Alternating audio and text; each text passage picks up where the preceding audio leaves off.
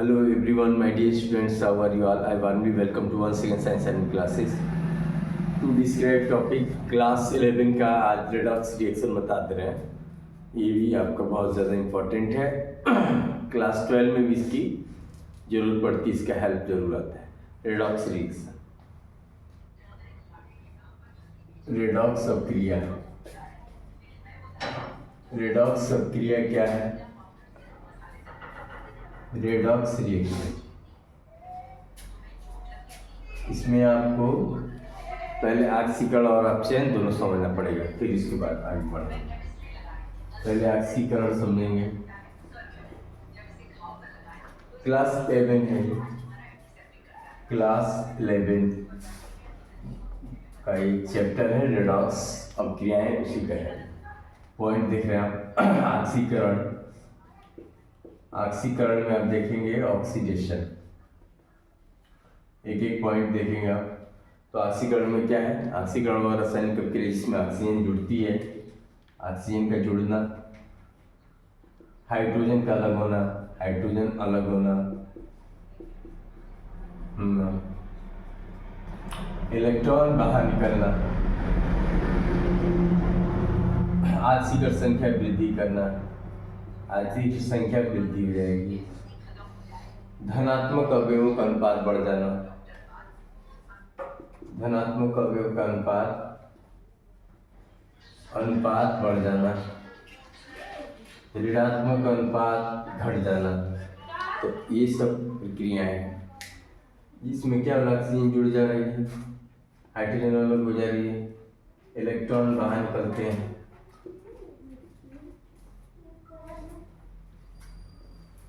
और ऑक्सीकरण संख्या में वृद्धि हो रही है आपकी, और धनात्मक अवयव का अनुपात बढ़ जा रहा है और ऋणात्मक अवयव का अनुपात घट जा रहा है, ये घट जाता है। तो ये ऑक्सीडेशन रिएक्शन में ये हो रहा है। ऑक्सीकरण, ऑक्सीजन जुड़ रही है, हाइड्रोजन अलग हो रही है, इलेक्ट्रॉन बाहर निकल रहा है, ऑक्सीकरण संख्या में वृद्धि हो जा रही है, धनात्मक अवयव का अनुपात बढ़ जा रहा है और ऋणात्मक अवयव का अनुपात घट जा रहा है। ये सारे पॉइंट है। अब मैं एग्जाम्पल दिखा दे रहा हूँ, एक एक एग्जाम्पल आप देखेंगे कि ऑक्सीजन कैसे ऐड हो रही है, और दूसरा जो आप देखेंगे हाइड्रोजन कैसे बाहर निकल रही है। आप एग्जाम्पल, एक सिंपली एग्जाम्पल दिखा दे रहा हूँ मैं। एग्जाम्पल जैसे आपका है C+O2, सिंप्लीफाई एग्जाम्पल। CO क्या हो रहा है? ऑक्सीजन जुड़ रही है और CO2 गैस को बनाती है। दूसरा आप देख सकते हैं हाइड्रोजन प्लस ऑक्सीजन, और H2 जल का बनना हो गया, इसमें ऑक्सीजन जुड़ रही है और हाइड्रोजन का अलग हो रहा है। तो हाइड्रोजन का अलग होना देखेंगे यहाँ पर, हाइड्रोजन आपकी अलग हुई जुड़ेंगी, इसको उल्टा कर देंगे तो हाइड्रोजन अलग हो जाएगी। H2 इसको बैलेंस करने के लिए आप दो लिख सकते हैं। यहाँ हीट किया आपने इलेक्ट्रोलिसिस, और H2 अलग होगी, O2 अलग हो गया, हाइड्रोजन अलग हो जा रही है, तो ये अलग हो जा रहा है। अगला आपके धनात्मक अवयवों का अनुपात बढ़ जाना और ऋणात्मक का अनुपात घट जाना। सपोज दैट आपने रिएक्शन किसी से करा लिया, आपने कराया, आप मान लीजिए फ्लोरीन से करा लीजिए हाइड्रोजन, और यहाँ पर आप ले लीजिए कोई धनात्मक अवयव लेना है आपको, ऋणात्मक तो क्लोरीन, फ्लोरीन, ब्रोमीन, आयोडीन, ये सब आप ले सकते हैं, और धनात्मक अवयवों का अनुपात आपको बढ़ाना है। तो मान लीजिए आपने ले लिया आप H2 प्लस Cl2, किसी से जोड़ देंगे आप, मान लीजिए Na प्लस Cl, तो NaCl बन गया। पॉजिटिव करेक्टर क्या हो जाता है? बढ़ जाता है। जस्ट इसका नेगेटिव हो जाएगा, अगर हम इसको तोड़ देंगे नेगेटिव करेक्टर बढ़ जाएगा, Cl माइनस ये अलग अलग हो जाएगी। तो ये ऑक्सीकरण और अपचयन देख लेंगे अब।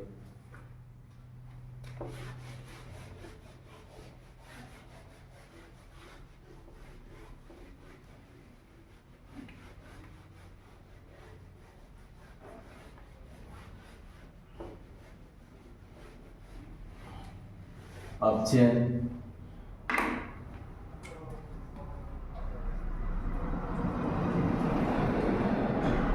रिडक्शन बोलेंगे आप इसे, रिडक्शन।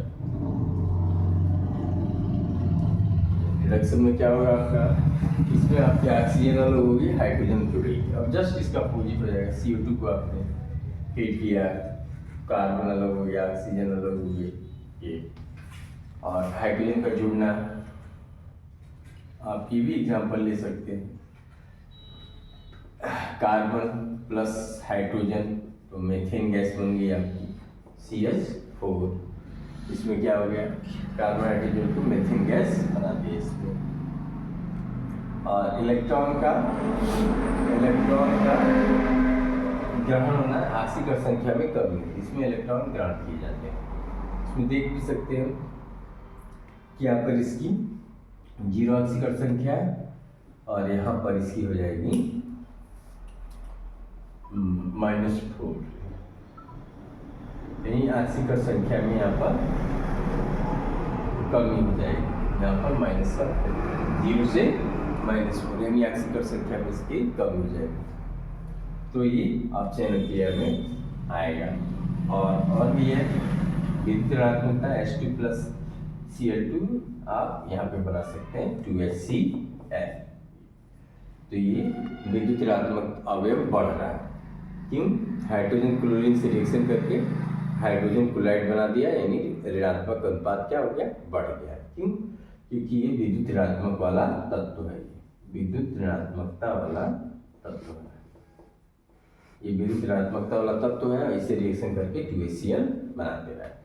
CO2 को गर्म किया आपने, अलग हो गया, इसको आपने ऐड किया, CH4 बन गया, ये H2Cl2 मिलकर 2HCl बना दिया। तो ये विद्युत ऋणात्मकता वाला तत्व है, इसे कंबाइन होकर रिएक्शन तैयार है। तो ये अपचयन और ऑक्सीकरण देखा आपने। अब इसका अंतर मैं बता दे रहा हूँ, जो याद कॉन्सेप्चुअल आप याद कर सकते हैं।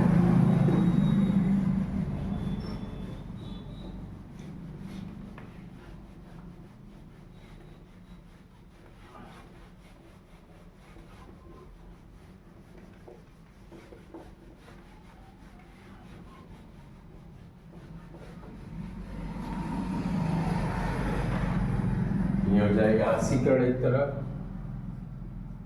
तरफ अपचयन।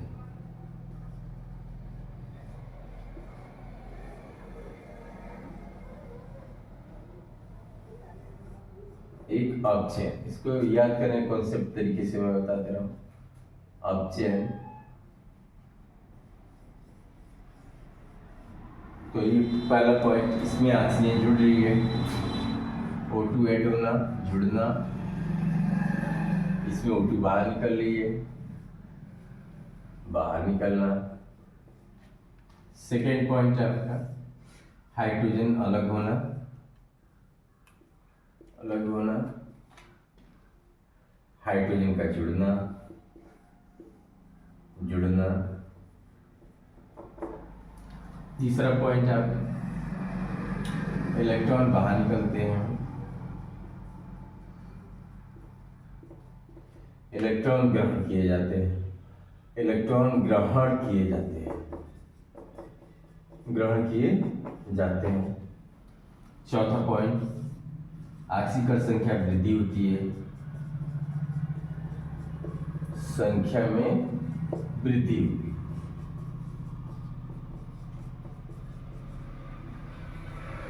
और इसमें क्या होगा, ऑक्सीकरण संख्या में कमी हो जाएगी,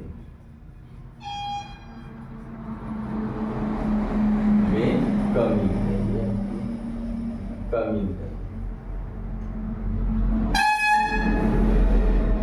की संख्या में कमी होना, तो इसमें कमी हो जाती है। तो ऑक्सीकरण, ऑक्सीजन का जुड़ना, ऑक्सीजन का बाहर निकलना, हाइड्रोजन अलग होना, हाइड्रोजन का जुड़ना, इलेक्ट्रॉन बाहर निकलना, इलेक्ट्रॉन ग्रहण किए जाना, ऑक्सीकरण संख्या में वृद्धि होना, ऑक्सीकरण संख्या में कमी होना। अब इसको मैं कंसेप्चुअल बता दे रहा हूँ। दो लड़के हैं आपका, दो लड़के हैं मान लीजिए A और B, A और B, दो लड़के हैं। एक लड़का दौड़ रहा है, एक लड़का बैठा हुआ है।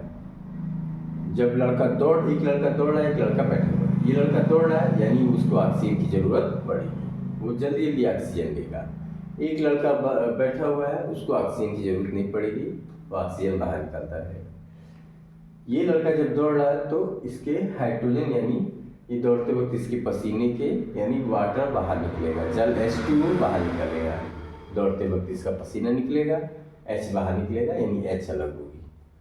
ये लड़का दौड़ ही नहीं रहा है तो इसके पसीना यानी हाइड्रोजन नहीं बाहर निकलेगा, उसका हाइड्रोजन जुड़ा रहेगा, बाहर निकलेगा।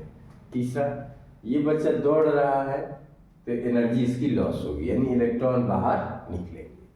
तो ये दौड़ रहा है स्टूडेंट तो इसकी एनर्जी क्या हो जाएगी, बाहर निकलने लगी। ये लड़का दौड़ते हुए इसकी इलेक्ट्रॉन बाहर निकलेंगे, एनर्जी ई फॉर इलेक्ट्रॉन, ये एनर्जी बाहर निकलेगी। ये बाहर निकल रही है एनर्जी।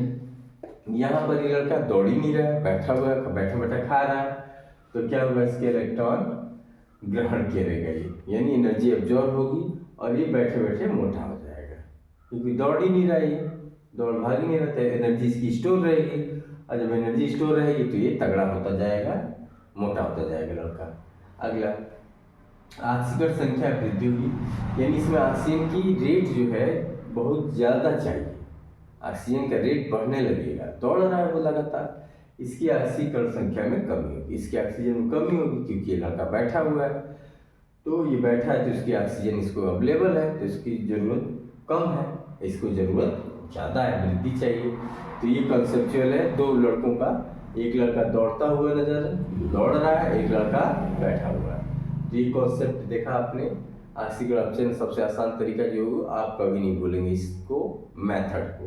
ये कॉन्सेप्ट अगर क्लियर है कि एक लड़का दौड़ रहा है, एक लड़का बैठा है, तो इसको ऑक्सीजन की जरूरत है, उसको नहीं है, इसको इसकी एनर्जी खर्च हो रही है, इसके पसीना आ रहा है, हाइड्रोजन निकल रहा है बाहर, एनर्जी खर्च हो रही है, उसमें एनर्जी खर्च ही नहीं हो रही है, उसके इलेक्ट्रॉन ग्रहण हो रहे हैं, इसमें ऑक्सीकरण संख्या का रेट बढ़ जा रहा है, उसको ऑक्सीजन की जरूरत ज़्यादा है, उसको ऑक्सीजन की जरूरत कम। तो ये कंसेप्चुअल है, इसको आप याद कर लेंगे। नेक्स्ट आप देखेंगे, अब रेडॉक्स अपक्रिया दिखा दे रहे हैं आपको, उसको बता दे रहे हैं और इसका एग्जाम्पल बता दे रहे हैं। रेडॉक्स अपक्रिया, इसको आप चाहे तो नोट कर सकते हैं।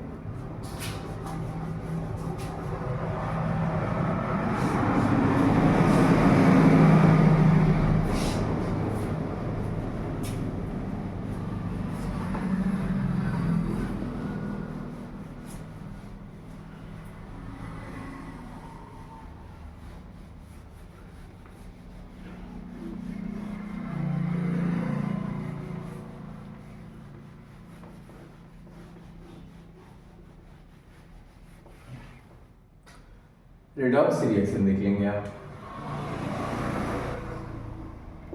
रेडॉक्स अपक्रिया, तो क्या है, वह रासायनिक अपक्रिया जिसमें ऑक्सीकरण अपचयन दोनों साथ साथ होती है, रेडॉक्स अपक्रियाएं कहलाती हैं।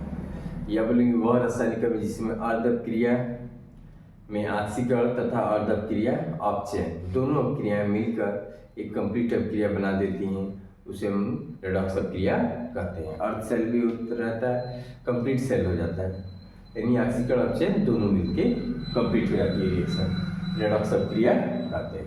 इसके एग्जाम्पल देख लेंगे आप। इसका एग्जाम्पल होगा आपका mercurous chloride HgCl2 plus SnCl2, ये आपका, और ये बन रहा है आपका Hg2Cl2 प्लस SnCl4, ये रिएक्शन हो रही है। मर्क्यूरस क्लोराइड लिया आपने, मर्क्यूरी क्लोराइड है ये, मर्क्यूरी क्लोराइड ये आपका, और ये लिया आपने स्टेनस क्लोराइड, और ये बना है मर्क्यूरस क्लोराइड, और ये है स्टेनिक क्लोराइड।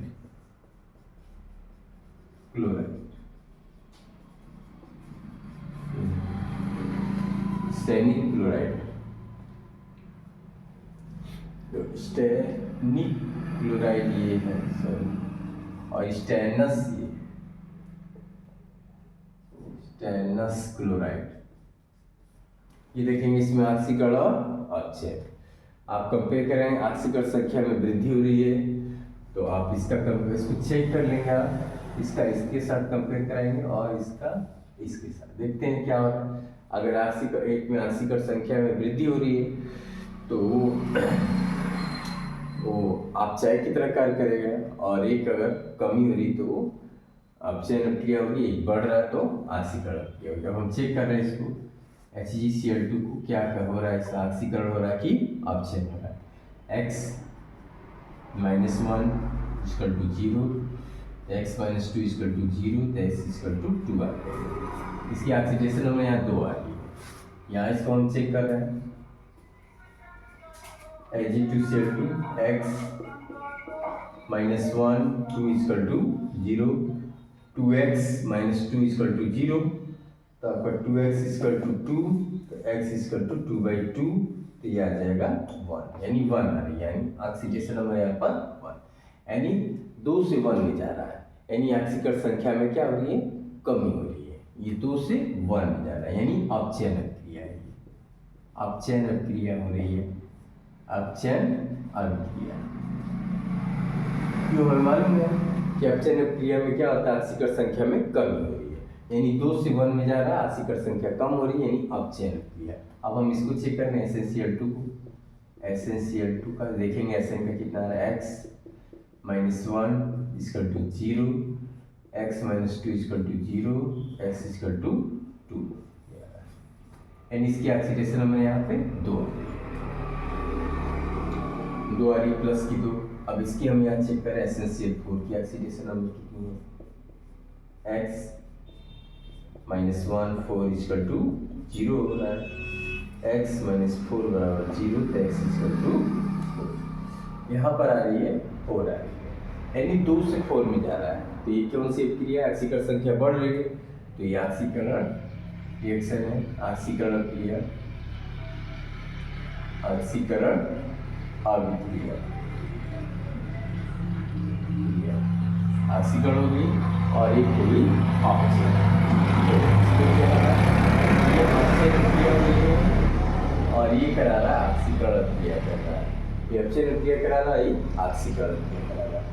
तो ये इस रिएक्शन में ऑक्सीकरण अपचयन दोनों साथ साथ हो रहा है, तो इसे हम बोलेंगे रेडॉक्स अपक्रिया, जिसमें ऑक्सीकरण अपचयन दोनों साथ साथ होता है, उसे हम रेडॉक्स अपक्रिया कहते हैं।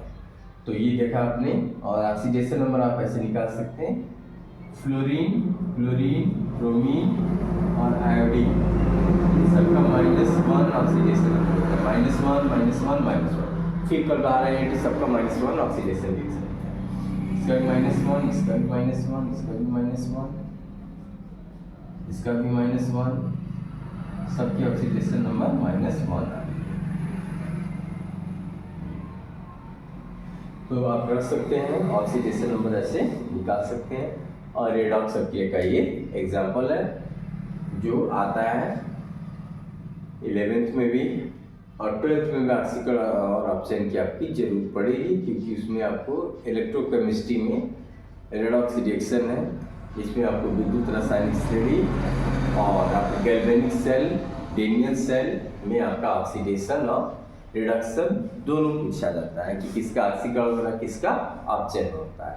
यहाँ तो पूछा जाता है कि ऑक्सीकरण किस पर होता है और अपचयन किस इलेक्ट्रोड पर होता है, तो आपको बताना पड़ेगा कि ऑक्सीकरण हमेशा एनोड पर होता है और अपचयन हमेशा कैथोड पर होता है। ये दोनों प्रक्रियाएं होती है, ऑक्सीकरण एनोड पर और अपचयन कैथोड पर होता है। ये रिएक्शन है, ये देख सकते हैं आप, इसको नोट कर सकते हैं, ऑक्सीकरण और अपचयन दोनों अपक्रियाएं है, ठीक है।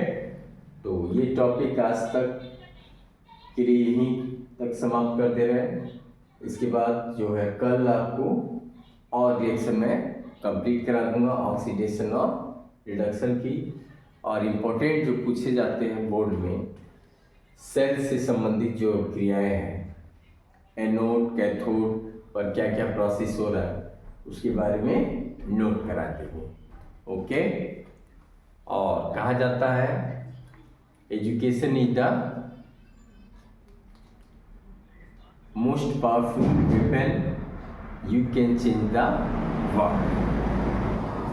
शिक्षा शक्तिशाली हथियार होता है जिससे हम दुनिया को बदल सकते हैं। Okay, that's all, have a nice day.